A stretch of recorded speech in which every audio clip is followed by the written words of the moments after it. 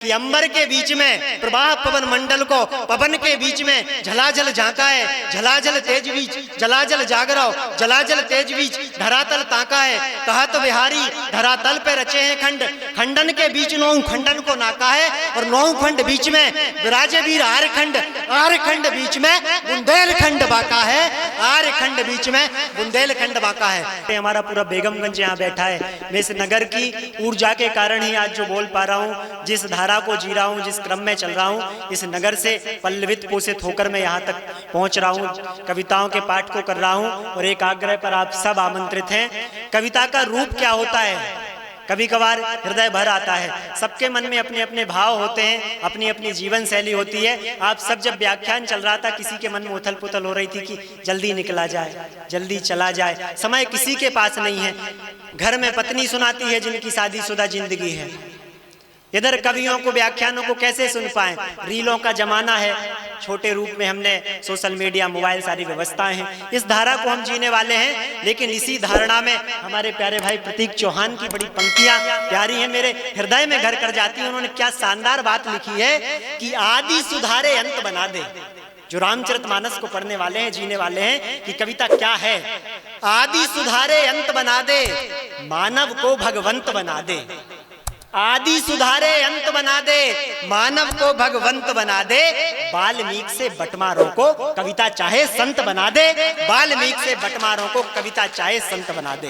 हम कहते हैं कभी भाई साहब, हमसे लोग पूछते हैं कि कवि क्या होते हैं, तब हम उन्हें कहते हैं कि हम वाल्मीकि की परंपरा से आते हैं, हम रामचरितमानस में बाबा तुलसी की परंपरा से आते हैं, हम उस परंपरा से आते हैं जो एक ऐसी पार्टी का उद्धारक है, जो पार्टी आज पूरी दुनिया में छाई हुई है। अटल बिहारी वाजपेयी उन विचारों को जीने वाले हैं, उन विचारों को आत्मसात कर देने वाले हैं। हमारे अंदर बुंदेलखंड का पानी दौड़ता है। रामपाल जी भाई साहब, आपकी उपस्थिति में कह देना चाहता हूं कि वास्तविकता में मेरी अंकुरित और शिक्षा बुंदेलखंड में हुई है, जैसी नगर में हुई है, मगर मेरा पल्लवन और पोषण इस आवास नगर इस बेगमगंज में हुई है। आप सबने इतने धैर्य से इस कार्यक्रम को सुना और अब कवि सम्मेलन में प्रारंभ हो रहा है। बुंदेलखंड में हमारे यहाँ कहा जाता है कि धीर धरो हिम्मत जिन हारो।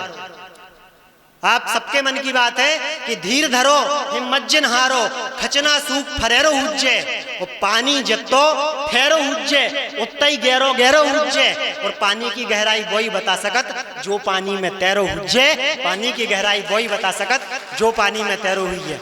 लेकिन बुंदेलखंड का रंग क्या होता है और कविता का महत्व क्या होता है, इसके बाद में स्वागत के लिए बुलाना चाहता हूं कि बिहारी जी ने क्या प्यारी बात कही कि अंबर के बीच में प्रवाह पवन मंडल को पवन के बीच में झलाझल झांका है, झलाझल तेज बीच जलाजल जागराओ, जलाजल तेज बीच धरातल ताका है। कहा तो बिहारी धरातल पे रचे हैं खंड, खंडन के बीच नौ खंडन को नाका है और नौ खंड बीच में विराजे वीर आर खंड बीच में बुंदेलखंड बाका है, आर खंड बीच में बुंदेलखंड बाका है। हम उस झांसी की रानी को जीने वाले हैं। अगर आप सच्चे हैं, आप अच्छे हैं, आप राष्ट्र चेतना के लिए काम कर रहे हैं, तो फिर किसी की सुनने की आवश्यकता नहीं है, क्योंकि जिसे रोम पर भरोसा करना मत करना, मगर राम पर भरोसा करना। वो राम पर भरोसा करते हैं, अयोध्या जैसा राम मंदिर बनवाते हैं।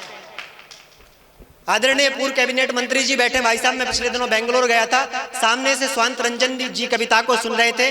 संगठन के बड़े बड़े नाम थे, आरएसएस के पदस्थापना के लोग थे। तब मैंने उस मंच से भी कहा था कि इस देश में अनेकों आवाजें उठती हैं, अनेकों बातें उठी। पाकिस्तान वो चिल्लाता था, पाकिस्तान वो हरकतें करता था। मैंने एक ही शब्द में उत्तर दिया और छोटी सी पंक्तियों में उत्तर दिया। हमारे गुरुदेव के रूप में मामा जी बैठे हुए, यहाँ सभी ब्राह्मण बाहुल्य वर्ग बैठा है, सभी गुरुजन बैठे, शिक्षक बैठे, प्रशासनिक अधिकारी बैठे, एसडीएम साहब बैठे। मैं भारतीय संस्कृति की बात कर रहा हूँ और वित्त तर्कों के साथ करता हूँ, क्योंकि अध्ययनरत छात्र हूँ, अध्ययन कर रहा हूँ। भाई साहब, मैंने जवाब दिया वहां उस मंच से। मैंने कहा जो देश में देश विरोध की बात करते हैं, जो कहते हैं भारत तेरे टुकड़े होंगे, अनेक प्रकार के शब्दावलियों का प्रयोग करते हैं, वहां मैंने मंच पर एक ही बात कही कि गुरु मंत्रों के जाप नहीं बदले जाते, गुरु मंत्रों के जाप नहीं बदले जाते, किए गए पाप नहीं बदले जाते। नाम धर्म मजहब तो बदल सकते हो, पर बाप नहीं बदले जाते, पर बाप नहीं बदले जाते। हमारे बाप प्रभु राम है, हम उस परंपरा को जीने वाले हैं। सबसे बड़ा धर्म अगर कोई दुनिया में होता है तो वो सनातन धर्म होता है। लोग मिटाने की बात करते हैं, कैसे मिटेगा हमारा धर्म? क्योंकि यह युवाओं में वो तरुणाई जी रही है। हमें नहीं आवश्यकता 100 युवाओं की ऐसे जो देश में अनेक प्रकार के नरगल वार्तालाप करते हैं। हमें एक युवा की आवश्यकता है जो भगत सिंह जैसी चेतना को रखने वाला हो। हमें एक युवा की आवश्यकता है जो आजाद जैसी विचारधारा को जीने की आवश्यकता रखता हो। बिल्कुल निश्चित बात है, आप सब अब कविता के साधक बैठने वाले हैं। इतना समय बिताते हैं हम, टेलीविजन में समय बिता देते हैं, अलग अलग क्षेत्रों में बिता देते हैं। आप हमें सुन रहे हैं, ये बड़ा विषय होता है। एसडीएम साहब की उपस्थिति में अपने मन का दर्द कह देना चाहता हूँ। आप सब विद्युत जन बैठे हैं, हम लड़कों के साथ भाई साहब शुरू से छलावा हो रहा है। आज की बात नहीं है। लाडली लक्ष्मी योजना, बेटी बचाओ बेटी पढ़ाओ योजना, नारी सशक्तिकरण योजना, ऐसी तमाम योजनाएं बन रही हैं। हम लोगों की कोई खैर खबर ही नहीं है, सिर्फ बेरोजगार हैं। हमें पिछले दिनों पंक्ति वायरल हुई, हमने कहा मंच पे से पूरे देश ने 60 करोड़ लोगों ने उसको देखा और इस कविता ने मुझे एक पहचान के रूप में विकसित किया सोशल मीडिया पर। मैंने वहां कहा था कि काजू बादाम डाल दे, काजू बादाम डाल दे तो हलवा भी अच्छा लगत है, काजू बादाम डाल दे तो हलवा भी अच्छा लगत है, और सरकारी नौकरी लग जाए तो फिर कलुआ भी अच्छा लगत है। सरकारी नौकरी लग जाए तो कलुआ भी अच्छा लगत है, जो सरकारी नौकरी को फायदा है। दीदी ये भी हुआ और सरकार नहीं कर रही है, वेदों के जमाने से हो रहा है। हम कैसे अपनी बात ना रखें? लड़कियों के लिए अगर हम बात कहें, भाई साहब कितने सारे व्रत बनाए हैं। आप मंगला गौरी कर लो, आप वैभव लक्ष्मी, अगर आपको अच्छा वर चाहिए, किसी लड़की को अगर अच्छा पति चाहिए, अच्छा वर चाहिए, तो कितने सारे व्रत बनाए। आप मंगला गौरी कर लो, आप तीज कर लो, आप करवा चौथ कर लो, आप सोमवार कर लो, आप शंकर जी को मना लो, आप भागवत जी में जाकर निवेदन कर लो, आप अनेक प्रकार के व्रत हैं, ऐसे व्रत कर लो। भाई साहब हमारे साथ क्या होता है? यूपीएससी कर लो, पीएससी कर लो, एसएससी कर लो, पटवारी कर लो, ऐसे तमाम प्रक्रम चलते हैं। तो ये हमारे साथ व्यक्तिगत छलावा हो रहा है, लेकिन ठीक है, होई सोई जो राम रचि राखा। हम बुंदेलखंड वाले तो उड़ीसा तक चले जाते हैं, सो टेंशन नहीं, जो होगा देखा जाएगा। आप सबकी इस मुस्कुराहट ने मुझे आदेश दे दिया है कि आप कविता को सुनने वाले लोग हैं। दुनिया में अगर सबसे अच्छे और सबसे श्रेष्ठ और सबसे पहले कवि कोई हुए हैं तो भगवान कृष्ण हुए हैं, जिनके समक्ष सिर्फ एक श्रोता था, वो थे अर्जुन। गांडीव नीचे रख दिया था, लड़ने को तैयार नहीं थे कि प्रभु लड़ नहीं सकते हम। लेकिन कविता की ताकत ने, श्रीमद् भागवत की ताकत ने वो जागृति उनके अंदर उत्पन्न की कि अर्जुन आज दुनिया में पहचाने जाते हैं। वो भगवत गीता पूरी दुनिया में छा चुकी है। मैं एक बड़ी महनीय बात कहने वाला हूं लब की इस कविता से। प्रकाश पटरिया जी लिखते हैं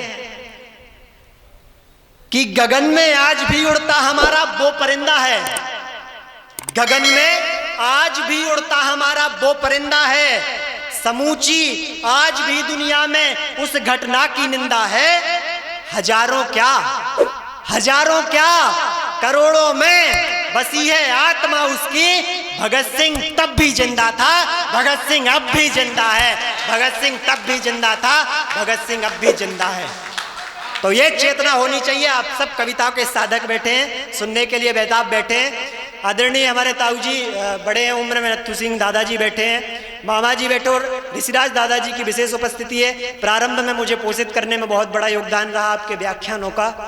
निश्चित बात है, बहुत सारी चीजें जब एकत्रित होती हैं तब जाकर कुछ बड़ा निर्धारित होता है। आप सबकी उपस्थिति में मैं एक बड़ी बारीक बात कह देना चाहता हूं। यहाँ जितने लोग बैठे हैं, बेगमगंज में इतने लोग नहीं हैं, इससे बहुत बड़ी संख्या में हैं। अगर इस मंच पर कोई नाचने वाली होती तो निश्चित बात है रात को 1 बजे तक जागते और पूरा स्टेडियम भरा होता। मैं युवाओं को जिम्मेदारी देता हूं कि भगत सिंह के बाद रीलों का जमाना कुछ दिन चलेगा, टिकटॉक का जमाना कुछ दिन चला है, हाँ सारे जमाने चलते रहेंगे, लेकिन अपने अंदर हमें राष्ट्रभक्ति की चेतना की आग को बुझने नहीं देना है। कम लोग होंगे लेकिन काम के लोग होंगे। क्या है, युवाओं के अंदर एक बड़ी खलबली दौड़ती है। आप सब प्रबुद्ध वर्ग बैठे हैं, आदरणीय विद्यानंद दादाजी बैठे हैं और सभी बैठे हैं, बसंत भाई साहब बैठे। बसंत भाई साहब ने भी युवावस्था में खूब मजे लिए। हम भाई साहब अंतिम पीढ़ी हैं, आदरणीय बड़े भैया बैठे हैं, हम अंतिम पीढ़ी हैं जो माता पिता का सम्मान, जो माता पिता की मर्यादा, जो गुरुओं का मान। 2010 के बाद जो पीढ़ी आई है वो मोबाइल को लेकर पैदा हुई है। वो मोबाइल लेकर पैदा हुई है, मोबाइल लेकर आई है। भाई साहब जो राजश्री खाने वाले हैं, आप उनको पद्मश्री भी दो तो वो खाएंगे राजश्री, इतने बड़े राजश्री के शौकीन है। पीछे युवा पीढ़ी बैठी है। पिछले दिनों उस स्टालिन ने कहा कि सनातन धर्म डेंगू है, मलेरिया है। हमने तब याद दिलाया कि सनातन धर्म क्या है। सुबह से लेकर शाम बोल रहे हैं, सुबह से लेकर शाम बोल रहे हैं, हमारे स्वाभिमान के दाम बोल रहे हैं। और सत्य के सबूत मांगने वाले काल नेमियों, सत्य के सबूत मांगने वाले काल नेमियों, अब तुम्हारे बच्चे भी राम राम बोल रहे हैं, अब तुम्हारे बच्चे भी राम राम बोल रहे हैं। भगवान सिंह दादाजी बैठे हैं, बड़े भैया बैठे, भार्गव जी दादाजी सब बैठे हैं। आप सब जनसंघ की विचारधारा से जीने वाले हैं। रामपाल जी भाई साहब चले गए तो मैं कह भी सकता हूं, और वो होते तब भी कहता, लेकिन वो चले गए तो ये वास्तविकता बात है। हम संघ के हैं, प्रशिक्षित है संघ से, लेकिन सत्य बात हो तो ये कभी को मंच से कह देना चाहिए। आप सबकी उपस्थिति है। भारतीय जनता पार्टी में जो काले कौवे आ रहे हैं वो सफेद हो रहे हैं। ये स्थिति बन चुकी है। जो वास्तविक कार्यकर्ता है, जो दरी बिछाने वाला कार्यकर्ता है, जिन्होंने वास्तविकता में मेहनत की है, जिन्होंने काम किया है, आज उनको वो सम्मान मिलना चाहिए। लेकिन सम्मान में कहीं ना कहीं कमी है, क्योंकि इन कार्यकर्ताओं के लिए सम्मान सर्वोपरि होता है। तो मैंने ये कहा था कि वो दिन दूर नहीं है। अगर यही स्थिति रही तो स्थिति तो संगठन बदल लेगा, ये हमें पता है, लेकिन अगर यही स्थिति रही तो वो दिन दूर नहीं है जब हाथ के पंजे में कमल का निशान होगा और उसके बाद में ये स्थिति होगी।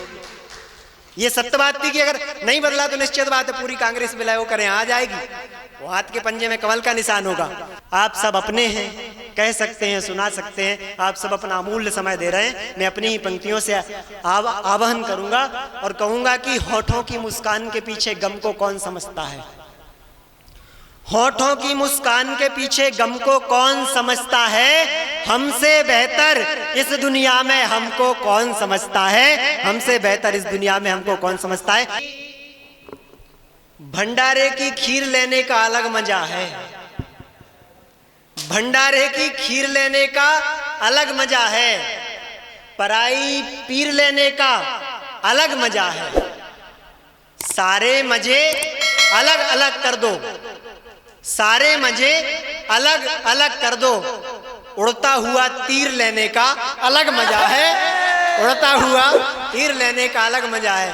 तो युवाओं में होता है कि उड़ते तीर ले लेते हैं कई बार, और होना चाहिए भगत सिंह जैसा हम तेवर को जिए। आप सब यहाँ पर आए, आप सबकी उपस्थिति ने इस कार्यक्रम को भव्यता दी। सभी लोग बैठे हुए हैं, बड़े भाई बैठे हैं हमारे अनिरुद्ध सिंह जी भाई साहब, और सभी बैठे हैं, सबकी अपनी अपनी उपस्थिति है। मैं व्यक्तिगत रूप से सबको धन्यवाद ज्ञापित करता हूं और कहता हूं, आदरणीय दादाजी आप खड़े हो गए हैं, कि सितारों को आंखों में महफूज रखना, सितारों को आंखों में महफूज रखना। बहुत देर तक रात ही रात होगी, कल हम भोपाल चले जाएंगे, अब फोन पर बात होगी। बहुत प्रणाम, बहुत धन्यवाद, बहुत आभार।